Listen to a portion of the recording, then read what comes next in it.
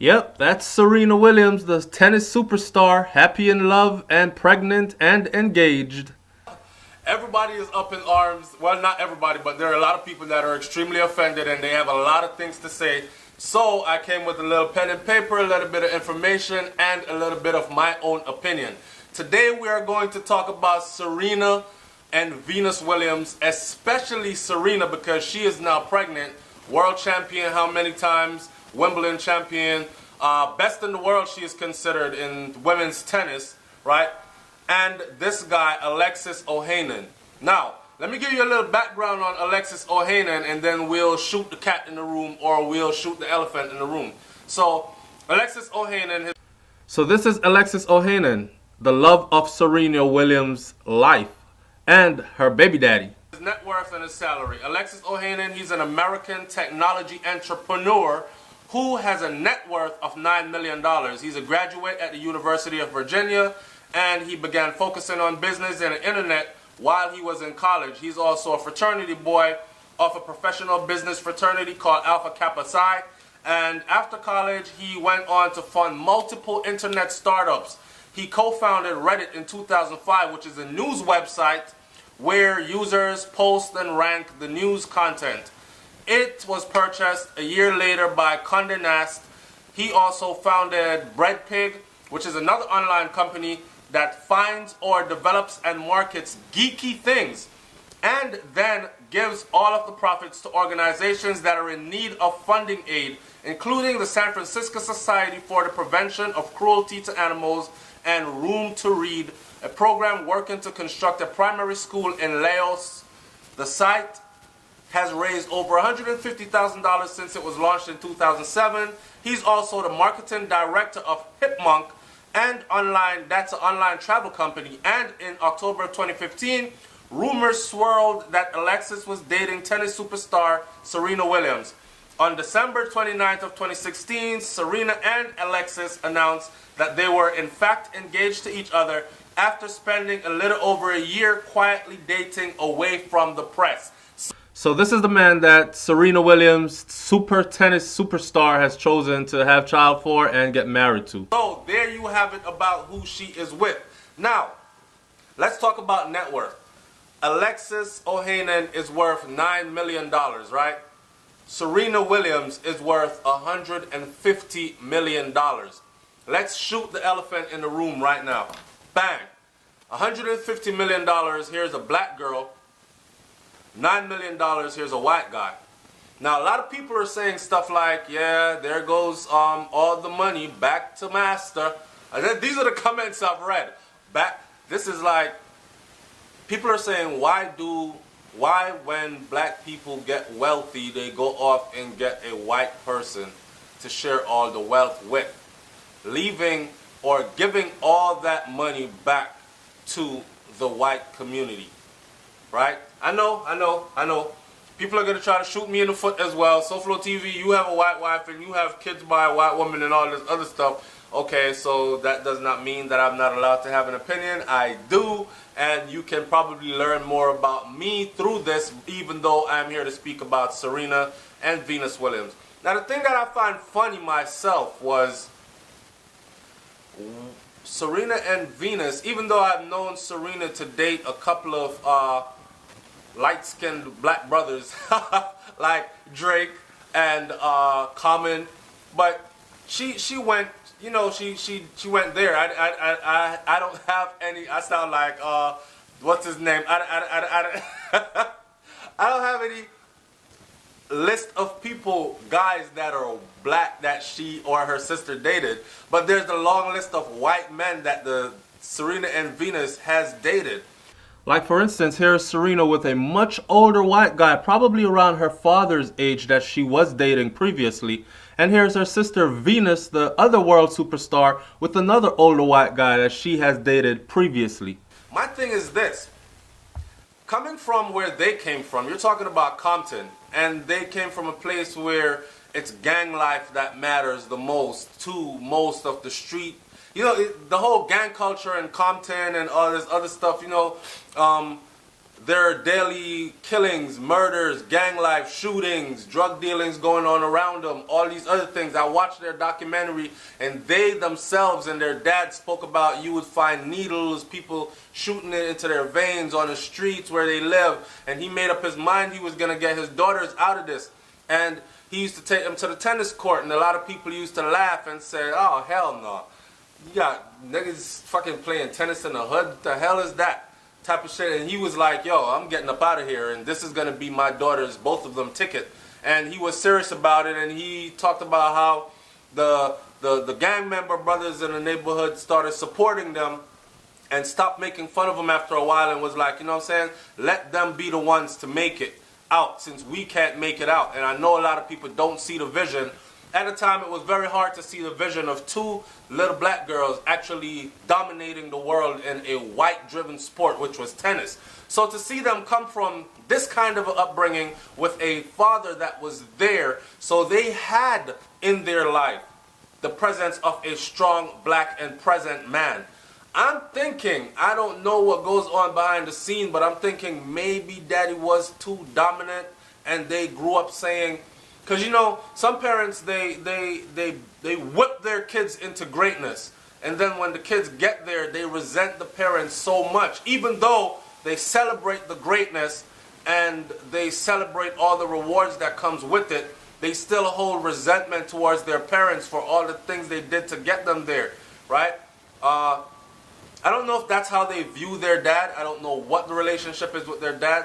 But I gotta think that something psychological is going on there. Is it a coincidence that two sisters, two black girls, dominated a white sport, driven into it by their black father that was very present in their life, and ended up dating a string of white men? Eventually, I think Venus, the older sister, actually ended up marrying a white guy. So yes, Venus Williams, the older sister, did marry a white guy. Here's her and her husband. Serena, I think, who just went hot and heavy with Common after Drake, and then some older white guy that looked like he was about her dad's age or older. Now she's with a one that's a little younger, but still a white guy. And this one, she's about to have his baby. A lot of people are up in arms about this.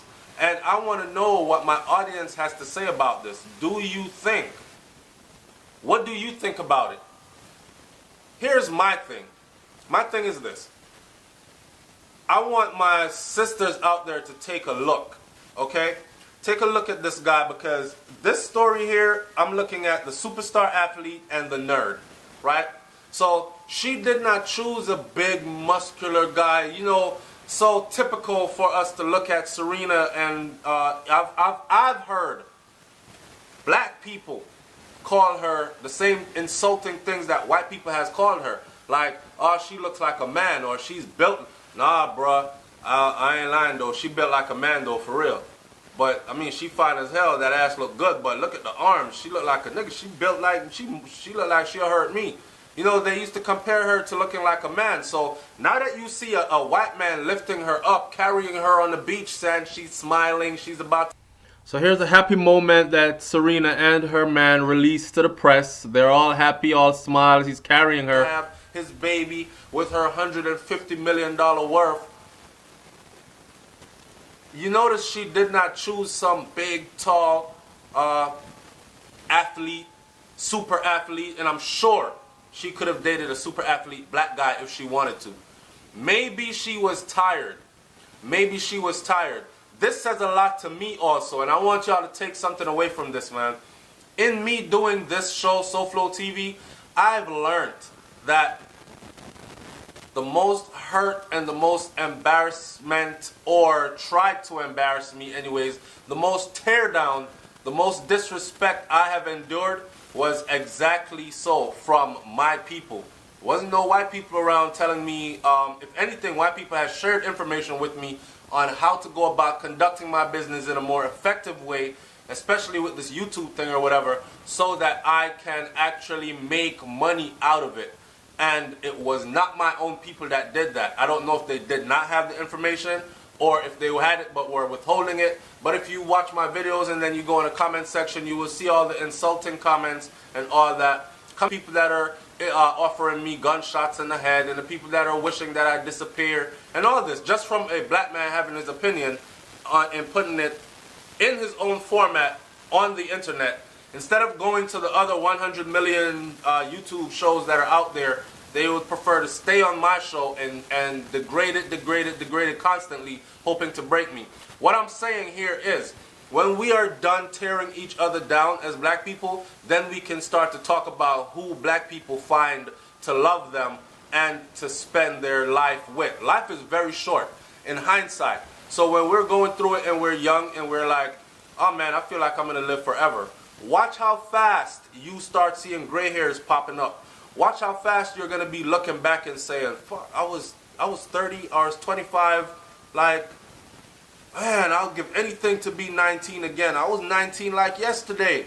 And you're looking at yourself being 30-something, going into your 40s. And then you're looking at yourself being 60-something, looking back at your 30s like, damn, 30s was yesterday. I don't even feel it. Where'd it go? Life is short. So for those people who are going outside of their race to find love, if it is genuine love and if they did not purposely go outside of their race, then hey, more power to them. If they purposely went outside of their race because they actually don't like their own race, then that's another issue. That's a psychological issue that they will have to deal with. But again, life is too short and we should all live our lives accordingly to how we choose to live our one given life. You understand what I'm saying? And that is my view on things. I want to hear what you think as far as where Serena and Venus are and the choices they've made, especially the fact that they did have a president. Because a lot of times we hear this story and then the backstory is, my dad wasn't there. So you're looking at a mixed kid or a black child who grew up or with a white parent or grew up with a black mom, but dad was not there. So dad left a sour taste in their mouth, no pun intended. Dad left hurt and heartache, and they were turned off from black males. So they grew up wanting to be with other races instead of being with, because there was no loving example there for them, right? So, but with the Williams sisters, it was very different. And like I said, I don't know what went on behind closed doors. Their dad could have been everything to the media eyes and a total terror behind closed doors. I don't know, but I'm saying, what are your thoughts on that? They had a dad there. He drove them to greatness, and he's always been there in their corner. But they still chose to marry and or have children with white men. So give me your thoughts on this, and give me your thoughts on her net worth. I'll say this before I get out of here. For you guys out there trying to be a gangster and trying to be all this other stuff that you're truly not, right? My brothers, did you notice that $150 million sister went and chose a guy that's a nerd, pretty much, right? What she's probably thinking, I know you're thinking, yep, he's only worth 9 mil, she's worth 150. Now he's worth 159 mil because he's all up in her money. I'm pretty sure she's very much more intelligent than that. And also, I am pretty sure she is looking at him because he is a great investor and he has shown his track record is flipping businesses, starting businesses, earning money. He earned his 9 million net worth. And I'm pretty sure she's looking at him as someone that can help her partner with her in life and turn her 150 million into a billion. It's SouFLoTV, man. Tell me what you think about this. I'm up out of here. Oh, and don't forget, go and subscribe to Brains and the Beat channel. Her link is right here. It's Brains and the Beat at YouTube. That's my counterpart on YouTube. We're trying to get her channel to 3,000 subscribers as soon as possible. The deadline is the 25th of May. Before we go off into the Memorial Day weekend, where we're going to do the meet and greet, and it's going to be a crazy weekend of day back-to-back partying and all this other stuff, which you will be a part of. So go subscribe to her channel. Tell her SouFLoTV sent you. I'm up out of here. Peace. So here's the beautiful Brains and the Beat on YouTube. Go subscribe to her channel. Keep it growing. Thanks to everyone that did. We already reached the 3,000 mark. She does the same topics that I do and more. She does fashion, makeup tutorials, all that stuff. Here is the concert that we will be at this year. And we will be having a link-up meet and greet.